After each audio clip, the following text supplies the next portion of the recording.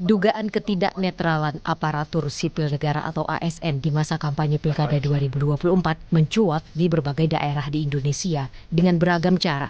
Di Kecamatan Gedong Tataan, Kabupaten Pesawaran, Lampung, warga menggeledah ruang kerja penjabat Kepala Desa Sukaraja.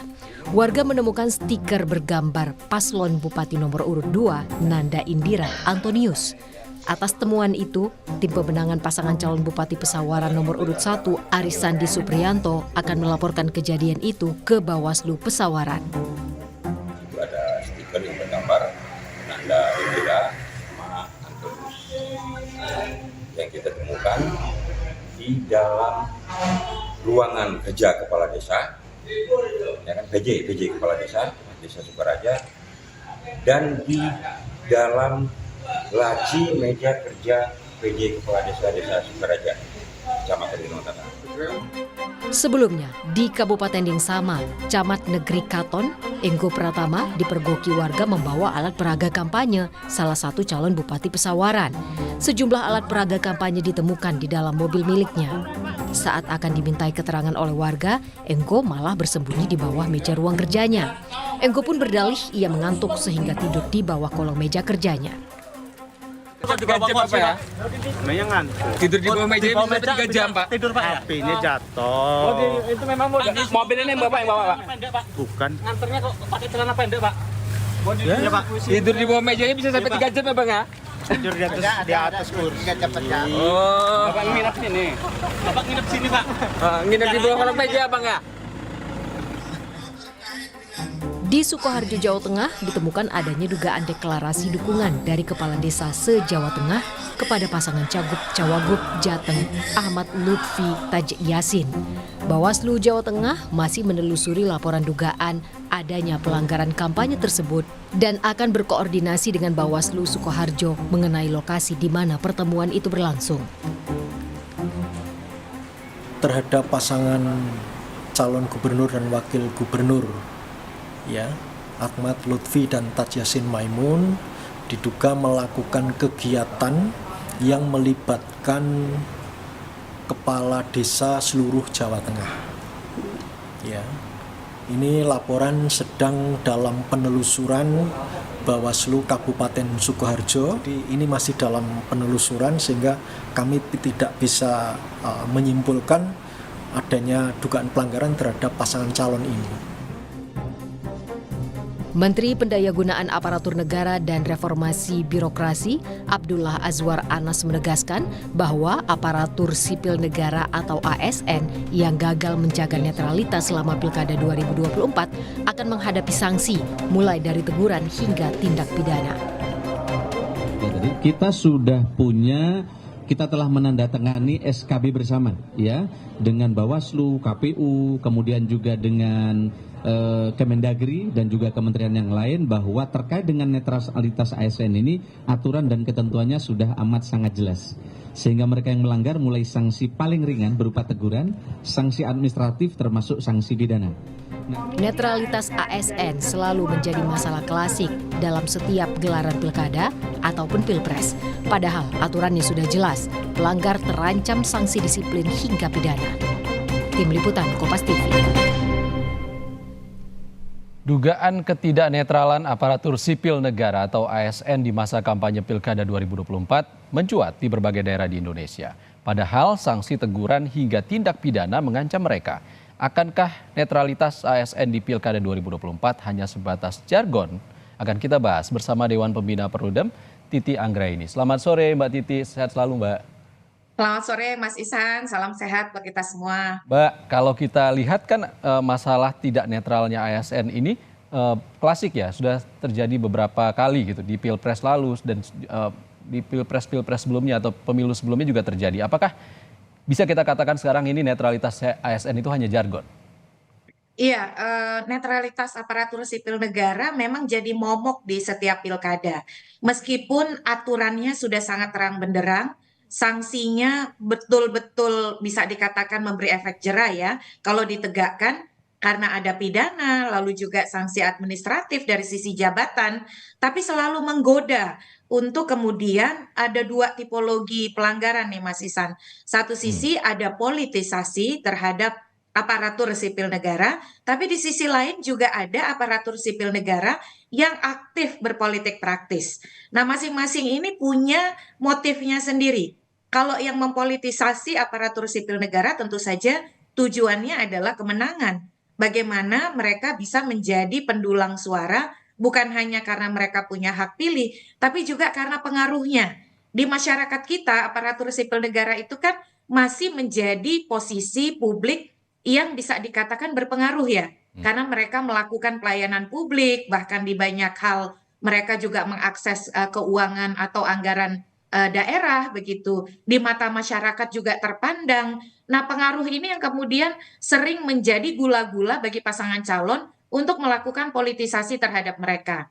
Atau yang kedua, aktif berpolitik praktis. Jadi di sejumlah daerah ditemui juga aparatur sipil negara yang memang aktif berpolitik praktis dengan motif satu mengamankan jabatan mereka karena pejabat pembina kepegawaian itu adalah pejabat politik, yaitu gubernur, bupati, wali kota. Dengan harapan kalau mereka ikut berkeringat memenangkan si pasangan calon yang dia dukung dan pasangan calonnya menang, maka dia akan mendapatkan promosi jabatan. Nah, ini betul-betul buah si malakama ini. Dan yang kedua itu untuk kepentingan mengamankan bisnis. Biasanya ada aparatur sipil negara yang berbisnis dan juga ada varian yang ketiga karena biasanya keberpihakan akibat hubungan kekerabatan atau hubungan kedaerahan. Percaya atau tidak, asal dari satu daerah, satu suku atau bahkan satu komunitas itu bisa membuat aparatur sipil negara tidak netral. Bahkan ada yang tidak netral hanya karena satu ormas atau satu alumni perguruan tinggi. Nah, ini yang ujung-ujungnya memang menjadi pekerjaan berat bagi kita karena pada akhirnya boleh disimpulkan hal ini terjadi karena reformasi birokrasi kita yang tidak tuntas. Birokrasi atau aparatur sipil negara kita yang belum sepenuhnya menerapkan merit system atau kultur reformis dalam kerja-kerjanya. Dan ini akan bisa makin parah kalau di daerah tidak ada media yang memberikan atensi ataupun pengawasan atau peliputan terkait netralitas aparatur sipil negara, Mas Ihsan. Oke, Mbak Titi, kalau memang aturannya sudah jelas harus netral dan ada sanksinya, menurut Anda penerapannya selama ini tidak ada?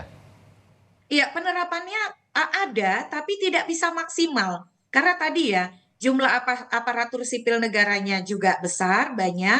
Yang kedua, peserta pemilihan atau tim pemenangan, tim kampanye juga tergoda untuk melakukan politisasi aparatur sipil negara. Bukan hanya karena mereka punya suara, tetapi mendapatkan pengaruh dan juga menyebarkan pengaruh melalui jabatan yang dimiliki oleh si ASN. Karena dia tidak berhenti, Mas Ihsan, hanya pada diri si ASN, tapi melalui pengaruh ASN, melalui kewenangannya, lalu juga akses kepada anggaran, itu kan terkapitalisasi begitu. Sebagai contoh, di pasal 71 ayat 1 itu sangat jelas disebut aparatur sipil negara tidak boleh berpihak. Bahkan pasangan calon yang melakukan politisasi itu ada ancaman pidananya. Terhadap aparatur sipil negara yang berpihak, ancaman pidananya minimal 1 bulan, maksimal 6 bulan, dan denda 600.000, maksimal 6 juta. Tapi itu juga nanti akan terkena ketentuan disiplin dari Undang-Undang Aparatur Sipil Negara. Tetapi selama ini sering ada penegakan yang tidak efektif karena kenapa? Karena sanksi itu dijatuhkan oleh pejabat pembina kepegawaian. Siapa pejabat pembina kepegawaiannya? Ya pejabat politik juga begitu ya. Gubernur, bupati, wali kota. Dari dulu sudah jadi isu ini. Sebaiknya pejabat pembina kepegawaian bukan pejabat atau jabatan politik. Nah, apalagi nih Mas Ihsan untuk 2024 alarmnya makin keras bunyinya akibat Komisi Aparatur Sipil Negara kan dibubarkan. Kalau dulu Komisi Aparatur Sipil Negara relatif bisa sigap di dalam bekerja sama dengan Bawaslu di dalam mengawasi netralitas aparatur sipil negara. 2020 pilkada di masa pandemi ada 73 putusan pengadilan inkrah yang menghukum aparatur sipil negara yang tidak netral. Mestinya ini kan jadi pembelajaran. Kalau mereka tidak netral, bukan hanya sanksi pidana yang menanti, tapi juga bisa sanksi etika dan kehilangan jabatan begitu. Lagi pula yang didukung kan belum tentu menang juga ya. Bagaimana kalau yang didukung kalah misalnya? Jadi lebih aman, lebih melindungi aparatur sipil negara kalau mereka netral. Kalau mereka betul-betul tidak berpihak. Tapi di satu sisi, partai politik dan pasangan calon juga harus meneguhkan komitmen jangan politisasi aparatur sipil negara begitu. Oke. Mbak Titi, kalau kondisinya buah si malakama seperti yang Anda katakan tadi, poin kritis Anda apa agar ini bisa diperbaiki? Ya, saya kira ini kan agenda politik kolosal pertama ya di era nanti pemerintahan baru. Tentu saja menurut saya tadi Menpan RB sudah mengatakan ada sejumlah langkah, tapi langkah itu memang betul-betul harus dikawal. Apalagi tidak ada Komisi Aparatur Sipil Negara. Menurut saya Bawaslu, Komisi Aparatur Sipil Negara,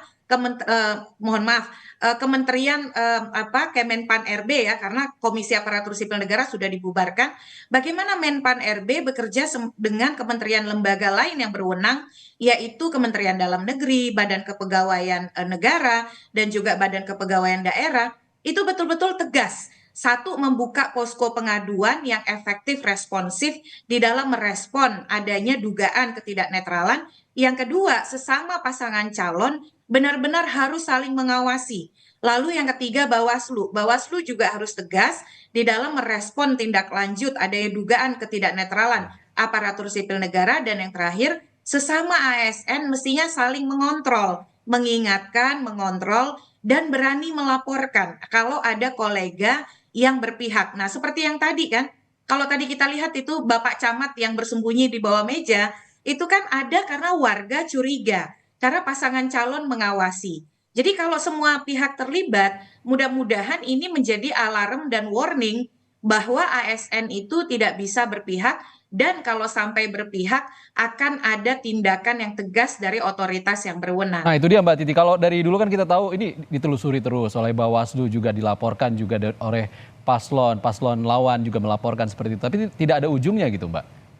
Ya karena ini tadi saya sudah sampaikan Mas Isan ya, kita punya problem dengan mentalitas birokrasi kita. Terutama jangan lupa ini kita bicara lingkup kompetisi di daerah yang benturan atau lingkup kepentingannya itu sangat dekat.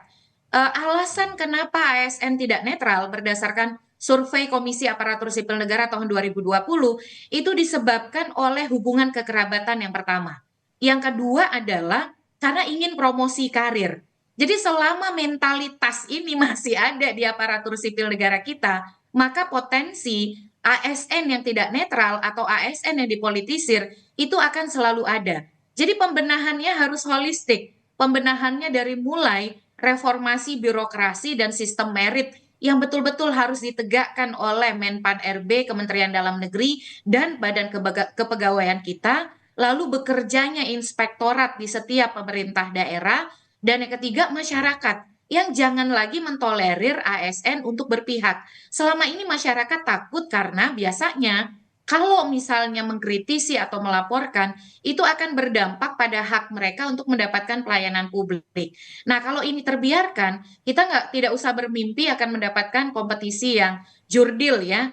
Jadi memang ini persoalan laten yang merupakan implikasi dari persoalan hulu, yaitu reformasi birokrasi kita yang belum sepenuhnya tuntas di dalam melahirkan ASN yang netral dan profesional, Mas Isan. Oke, terakhir Mbak Titi, mungkin bisa dipertegas lagi sebenarnya apa sih yang tidak boleh dilakukan ASN selama pilkada nanti?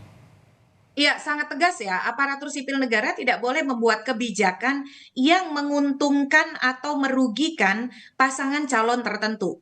Jadi menguntungkan merugikan itu kalau kita belajar dari Pilkada 2020, bahkan memberikan simbol tanda suka, tanda like, bahkan mempromosikan lewat WhatsApp group misalnya, apalagi kemudian memaksakan untuk mendukung, menggunakan kewenangan layanan pemerintah daerah ataupun anggaran, itu sama sekali merupakan tindakan yang tidak bisa ditolerir dan adalah tindak pidana pilkada yang ada ancaman hukumannya. Lalu bagi pasangan calon yang mempolitisasi aparatur sipil negara, itu bahkan ancaman hukumannya bisa didiskualifikasi sebagai pasangan calon, Mas Isan. Baik, perlu diingat juga oleh ASN yang didukung juga belum tentu menang, Mbak Titi ya. Terima kasih Titi Anggraini, Dewan Pembina Perludem, sudah berbagi pandangan bersama kami di Rumah Pilkada. Terima kasih, Mbak.